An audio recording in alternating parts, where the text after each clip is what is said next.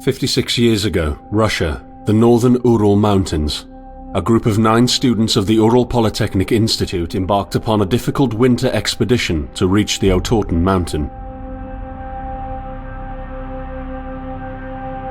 Their journey seemed to progress according to plan. However, on the 7th day of their trip, the weather conditions worsened.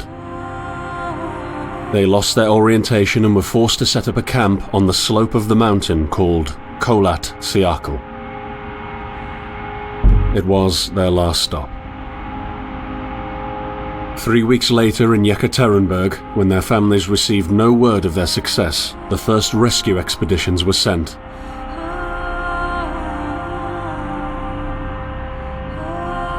On February 25, 1959, an abandoned encampment was found. The tent was torn down and covered with snow, with all the group's belongings left inside. Further examination revealed it was cut from inside out. The surrounding footprints indicated the crew had fled the tent. They were barefooted. This suggests a frantic escape, characteristic of people scared out of their wits. 2 sets of prints led to a forested area down the slope. The rescue team found an improvised fireplace and 2 bodies. They were lying in but their underwear, with cuts and scratches to their limbs, suggesting they had tried to climb the tree in panic. What could terrify them so much? The next 3 bodies were found scattered a few hundred meters from the first discovery. One of them had suffered a fractured skull, this despite no evidence of a struggle.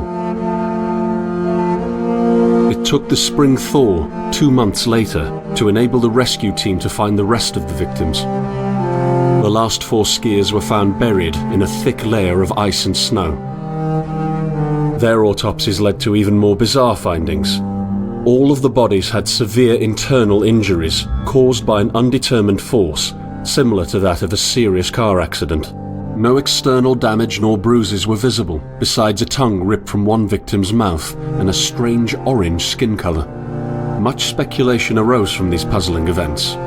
Such theories included attack from the local tribesmen, from an avalanche, or animals. Each theory, however, only served to create more questions. The truth behind this tragic course of events remains unexplained to this day. What really happened? Maybe the answer still waits to be discovered, deep under the snow.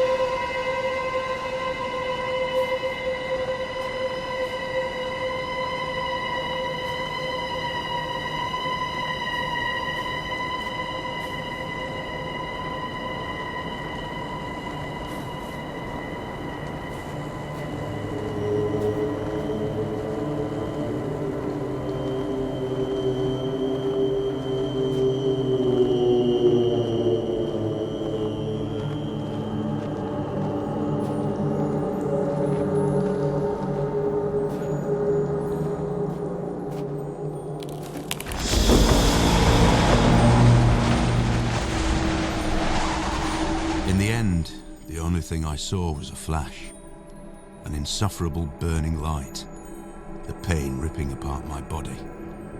I felt it tearing out of my soul. After a while, I was nobody, nothing. The light went out and I vanished into overwhelming darkness. I welcomed the end with delight.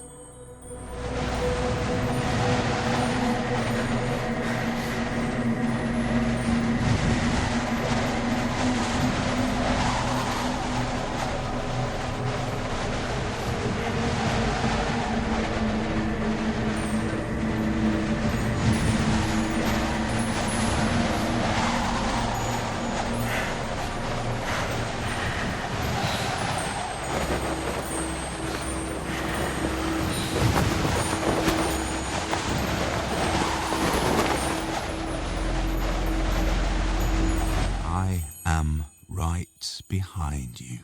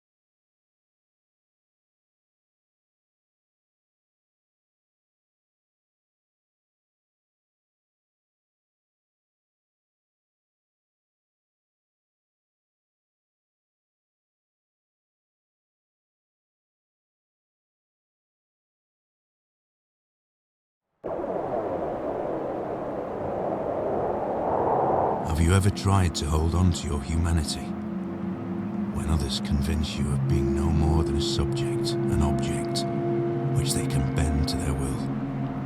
When they told you that you were a monster that deserved punishment, when you could really not remember your sins, when they took away your loved ones, leaving you to rot in the dark.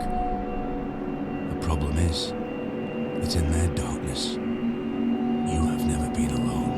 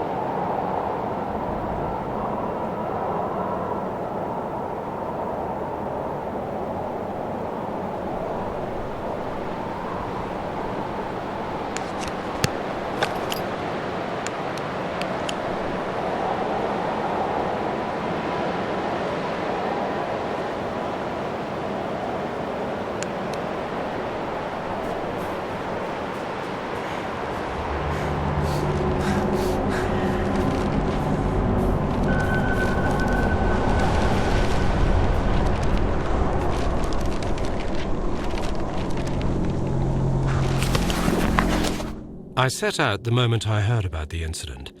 I was in the area, so I reported to the unit myself to be automatically assigned to the case. I arrived at Vishai on February the 19th, a couple of days before the Institute's rescue group. While waiting for them, I started asking around to see if anyone from among the locals knew anything about the incident. One of them said he had a hunting cabin in the search region and knew the area very well. I decided to use him as a guide. When the rescue team had finally arrived, I explained to them what the unit's role was in this mission and that all discoveries or observations should be brought to my attention before anyone else's. We established priorities, checked the equipment, and set off right away. It was not until February the 26th we found the tent that I believe belonged to the students. Initial findings show that the people in the tent cut its sidewall and for some reason tried to escape from it in panic. The tracks in the snow led to a forest 1.5 kilometers away. But the trail went cold after 500 meters, and we had to carefully search the entire area. This was not a place of any average incident. We had shivers crawling all over our bodies because of the atmosphere surrounding us. I was convinced that something more than just an accident had occurred here. I had the feeling we were dealing with something unnatural.